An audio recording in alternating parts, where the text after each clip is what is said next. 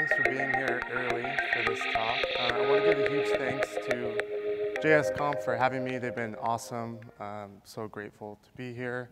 I also want to thank any open source contributors because I feel like I'm using cheat codes sometimes, just like using other people's code. If you're anything like me, you may have squirmed or barfed a little bit at this AI acronym, and that's good. We're going to go through that today. But just your willingness to be here tells me that you're open to these ideas and sort of pushing the boundaries of what we do. And I think that's commendable. So thanks for being here. OK, my name is Thomas Drach, like we talked about. I'm at Thomas Drach on Twitter. If you want to bug me there, please do. I consider myself a designer and a bit of a hacker, not in the sense of this awesome movie, but in the writing bad code sense. I'm really good at that. I have a little design studio called Subtract where I make these what I hope are useful products, one of which we'll go through today. And I have a little product called CleverStack too, if you want to check that out. So I want to start with a man named Paul Thomas. He had a little garage in Phoenix called the Thomas Brothers Garage. Today, people might call him an entrepreneur or a founder, but he was actually an inventor. He filed for over 100 patents, and I'm still trying to track most of them down. I found about a dozen of them. Most of them kind of reminded me of these Rube Goldberg machines. I don't know if you've seen these before, but they're these simple machines that create this weird trap-like mechanism. All the patents I found from him were these complex machines like that, like nothing you'd actually use. It's kind of hard to see here, but the name of this one is Panel Manufacturing Method, and it's basically a patent for this giant machine that creates these brick and concrete slabs, and then was supposed to ship them to job sites for people to build houses with them. Kind of made me sad a little bit because it just seemed like a crazy person was documenting and patenting all these things. But the machines did get built. This is the one that we were just talking about, the brick wall manufacturing machine where they make these giant slabs. And they actually had to design and patent these semi-trucks to ship them to job sites. They had these weird little trucks that would transport these pallets of bricks everywhere. Clearly, they didn't invent the screw or the lever or the rack and pinion or any of these simple machines. But they combined something to make something new and useful. And it's especially interesting to me because this man was my great-grandfather and my namesake. Some of you might be familiar with this Henry Ford quote. The funny thing is, Henry Ford never said this. I did some research on this, and the first time that it actually got attributed to him was in 1999 in the Cruise Industry News Quarterly. And then other people just started using it, and now people say it on stages like this. Sometimes it's paired with this Steve Jobs quote and kind of creates this genius complex of they didn't know what we want, so we have to show them or whatever. But I think there's something that people miss about this quote in particular, and I think it resonates for a reason. But my interpretation of this quote is big progress isn't necessarily just an iteration of the last thing, but it's a mutation of something that happened before. Maybe a little bit like this. We could accidentally combine a few unrelated things to find something new. This is Tim Berners-Lee talking about inventing the internet. He said, I just had to take the hypertext idea and connect it to the TCP and DNS ideas, and ta-da, I had the World Wide Web. If you ever seen, there's actually I couldn't find it, but there's an old LinkedIn, his profile page, it just said web developer. But he goes on in this interview, and I recommend listening or reading interviews from him because it's so funny, but he goes on to just attribute all these other inventions, and he kind of says, if these didn't happen, the internet, at least I wouldn't have created it at that time. I don't know what would have happened. So So the definition of mutation in the dictionary is the changing of structure resulting in a variant form that may be transmitted to subsequent generations. Hendrix famously took right-handed guitars, flipped them upside down, and then eventually changed music. And he did so in part because not long before, Les Paul had invented the electric guitar. And they didn't really invent it because they wanted an electric guitar. They invented it because they just wanted the acoustic guitar louder. And Grace Hopper was one of the inventors of what we now call programming, like a big reason why we're here today. And she started with knobs and switches on the Mark I. So all of these, in my opinion, were mutations. Like, it was different enough. Hopper's work was a mutation. And I think AI is a bit of mutation, at least how we talk about it today. We've had a couple things like a bunch more data, advances in machine learning, have compute power thanks to Moore's law, and it kind of created like the opportunity for something like AI to work. This is what I get when I search AI on Google. I don't know about you, but this isn't very helpful for me. So I want to ask a little bit different question today. I want to ask, what are intelligent machines? I think we might actually be able to define this. It's just intelligence plus machines. So let's define intelligence. This is a quote from a great book. I'm just going to read it really quick. People generally distrust the concept of machines that approach, and thus why not pass our own human intelligence? I think a lot of people feel like this today. And this quote was actually written in 1970 in a book called The Architecture Machine, actually by the person who founded the MIT Media Lab. And he goes on to say that machines must be aware of their context in order to be intelligent. So you can't have like a machine without using context, interacting with the world. It's not intelligent in that case. There's no lack of context in the new Tesla Roadsters. So for our purposes, I'm just going to say intelligence means using context. So now we can define machines. This should be pretty easy.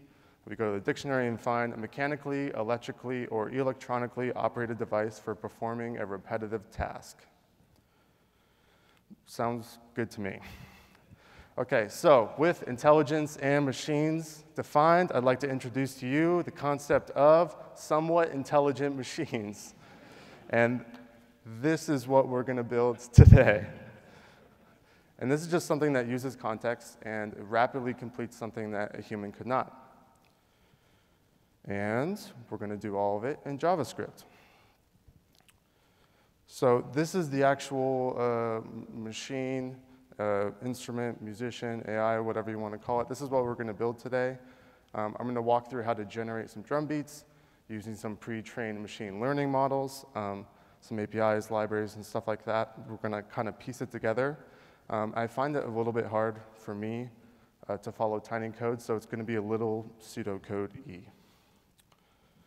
Okay, so the first thing we need are a couple libraries. We're going to use Magenta. If you haven't heard of Magenta already, please check it out. It's incredible. A couple people have talked about it already here at JSConf. And then we're going to use Tone, which is actually a dependency of Magenta. It just gives us an easier to code interface for musical stuff. All right, so let's play some drums. All right, so this is what the data structure for the drums will look like. You could set up like a step sequencer to create something like this, but this is called a note sequence in Magenta. And all it is an array of notes. There's a pitch, there's an isDrum attribute, which just tells it that it's a sample-based pitch, not like a tonal, like keyboard type thing. And there's some quantization info, but there's actually a method that does that for you, so you didn't really have to worry about it. Okay, so all we need to play that note sequence is 2 lines of code. We're going to create a new instance of the Magenta Music player, and then we're just going to call player.start on that, and we're going to get something like this. So this is just our basic pattern that we plugged in by hand, right? So it's not that exciting. We kind of want something a little bit more like this. like feed it in and then get something better in return. All right, but in order to do that, we're gonna do a super quick ML crash course. I am not the one to go in depth about this, but let's all get on the same page. Okay, so usually write a function something like this. We want something, we put something in, we want something back. Machine learning, it's a little bit more abstract, right? Like, we don't know abstractly like how we would get there. Like, is this image a dog? Here's the image. I don't know. Some of you might have seen memes like this. This is one of my favorites. Chicken fingers and golden doodles, I think. I don't know how dogs and cats became like the hello world of machine learning, but I'm not mad about it. So here's what we call training data. If it was training data, it was probably labeled. So this is a dog. I probably should have said like fried chicken. That's not an actual chicken, but so you feed all that to the machine. Machine says, okay, all these are dogs. They have this weird like black thing on their face. Maybe we call that a feature. That feature to us looks like a nose. So the machine goes, okay, there's a nose. It's probably a dog. So we feed an image, and it's going to guess dog. All of these are just like probabilities. But for our purposes, we want to give it some drums, and we want some better drums in return. So that's where Magenta comes in. Magenta has a couple different models available. All of these are super cool, and it seems like they're coming out with more every week, every month. So there's a music Rnn model, there's a music VAE, and there's a Piano Genie one right now. The Piano Genie is a VAE as well. Just super quick, Rnn stands for recurrent neural network. So if you know what a neural network is, a bunch of nodes. Recurrent neural network is like one of those, but it loops through itself. And a VAE is a variational autoencoder. So if you're familiar with like encoding and decoding, it works similarly to that. So for our purposes, we're going to use the music Rnn models. Just in the context of Magenta, they have a little bit better support for like individual instruments like drums. And this is kind of what that might look like. So if you have nodes on a network, you have it looping through itself, you have an in and then you have an out. For us, we're going to put in our initial drum beat, and we're going to expect a generated drum beat in return. Okay, so we picked our music Rnn models. This is what the actual checkpoint is. So this is like a pre-trained model that they've trained with millions of drum beats. It has a sense of what drum beats are. There's a kick on 1, there's a snare on 2, or something like that. So these are the 3 lines of code that we need to generate a new drum beat. So we just create a new instance of our music Rnn model with the checkpoint that we had. We initialize the model, it loads itself up, and then we call this method continue sequence. We feed in our note sequence, we feed in a number of steps, which is kind of arbitrary. It can be 16 or 32 or whatever. And then we feed in a temperature, which is a number from 0 to 2, and we'll go over the temperature a bit later. So after we do that, we just get a sample in return, and we play it the same way we played the other one. So this is what that would look like. This is going to be a generated beat with a temperature of 1.5. And if we generate it again, it's going to come up with new beats that we've never heard or programmed or anything.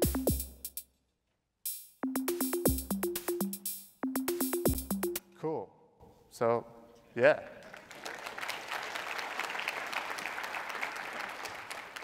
All right, that was cool, but it was a little bit of a black box. So I want to go through what happens when we call that method continue sequence.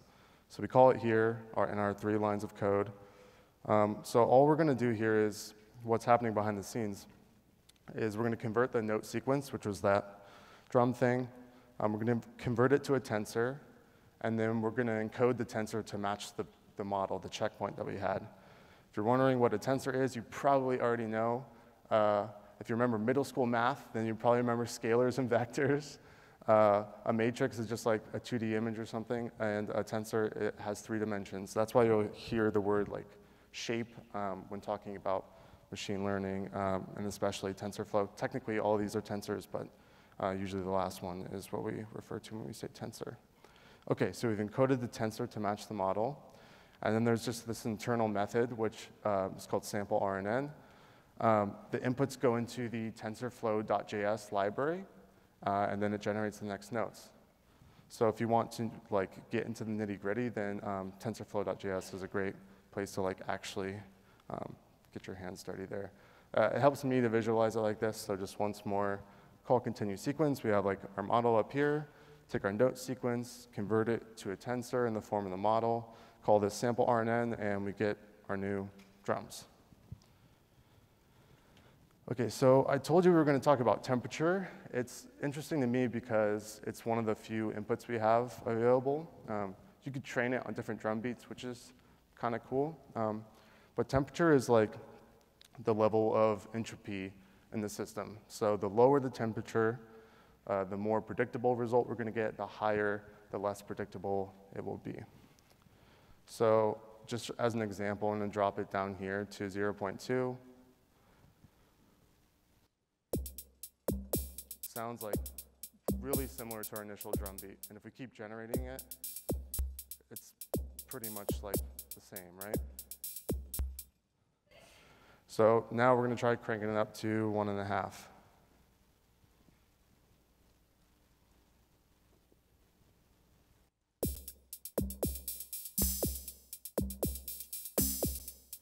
So a little bit more exciting for sure, right? This is the temperature I like to use. It's more fun.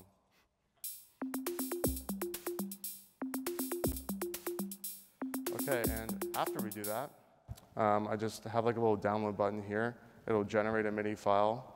And then sometimes what I will do is I will drop it into something like Logic or Ableton or GarageBand and use it as a musician for my band. If you're wondering why there's no audio right now, it's because we're not judging my music skills today. We're talking about JavaScript.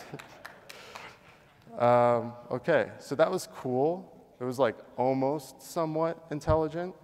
I wanted to take it one step further. So I wanted to give the machine a little bit of motivation with applause. So depending on how much you applauded, was that not playing? The machine would then generate a new temperature. Here we go. The machine would then generate a new temperature based on the average amplitude over a couple seconds period of time. I wanted more context to better match our definition of our somewhat intelligent machine, so I literally injected more context into it. So this is pretty simple. I'm just getting the user's microphone, and I have this little method here called analyze sound. I'm going to use create script processor with a sample rate that I fed it, and I'm just going to take the average volume over a couple seconds. OK, and against my better judgment, we're going to do a live demo. OK. So this is the normal drum beat. That's just the normal drum beat that we programmed in. Now we can generate one. I'm going to drop it down a little bit.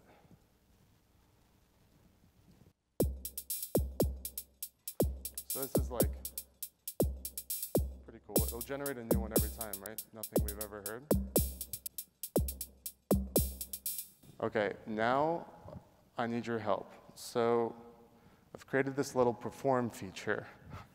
When I click the button, it's going to wait for applause for a couple seconds, and then it's going to take the average amplitude over that period of time, decide on what temperature to play, and then generate a beat based on that. I promise I'm not trying to manufacture applause for myself. Maybe a little bit. OK, so let's try this. On the count of 3, be nice, but loud. On the count of 3, start applauding. I'm going to hit the button right after you start applauding, and then we'll see what happens. Live demos always work, so this should be great. OK, on the count of 3. 1, 2, 3.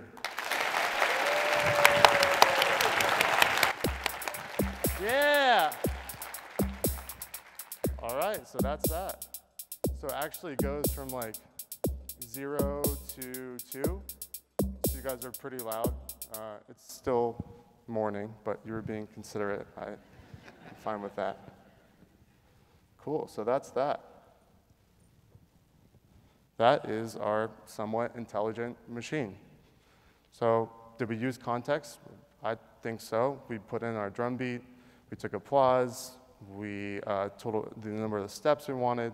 It definitely rapidly completed something that we couldn't do on our own, right? We could generate like a dozen or so drum beats just in a couple seconds. So I think we did it. Other people have created some really cool things. This is called a neural arpeggiator. Usually when you like play a couple notes, an arpeggiator will just kind of bounce back and forth. But this one will actually take temperature and other things into effect. It uses the improv Rnn model from Magenta. And it's just really cool. I really like it. The Magenta team actually created kind of what we just did, but inside of Ableton. So if you use Ableton Live for any reason, you can do what we just did. You can generate drum beats just right inside of your DAW, whatever you use. And the Flaming Lips actually created this thing called the Flaming Lips, and Magenta created this thing called Fruit Genie. And it was a bowl of fruit that they played, and it would kind of say like orange, and it would feed the model. And then they created like these giant pool toy type things that had sensors on them, and then they threw them into the audience, and as people hit them, it would all feed in the same model and create this like melody. So this is a little clip of what that looked like.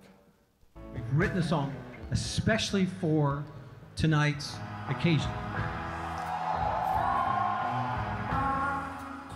So they threw out these things like into the audience, and people are hitting them, and you can hear it like in the melody like cycle back. There's not like, I don't have the best video, but it's so cool.